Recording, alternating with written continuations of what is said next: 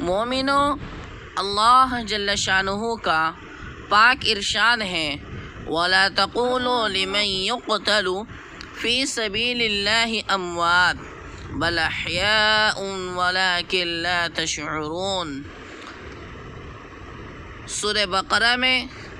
اللہ تعالیٰ نے بیان فرمایا کہ لوگوں، شہید جو اللہ کے راستے میں اپنی جان کو قربان کر دے،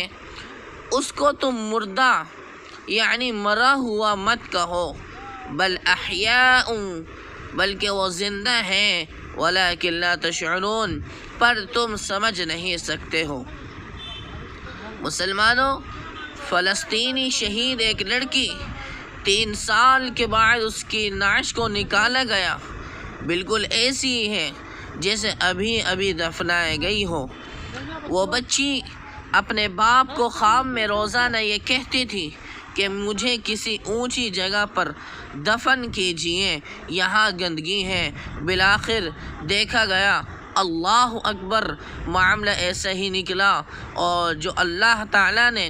بیان فرمایا وہ بالکل سچ ہوا کہ بل احیاء ولکن لا تشعرون، کہ شہید اپنی قبر میں زندہ ہوتے ہیں لیکن ہم سمجھ نہیں پاتے ہیں۔ واقعتاً شہید کی بڑی فضیلت ہے، اور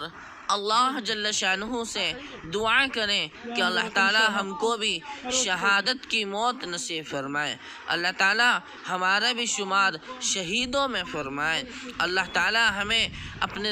راستے میں یعنی فی سبیل اللہ جان قربان کرنے کی توفیق نصیب فرمائے۔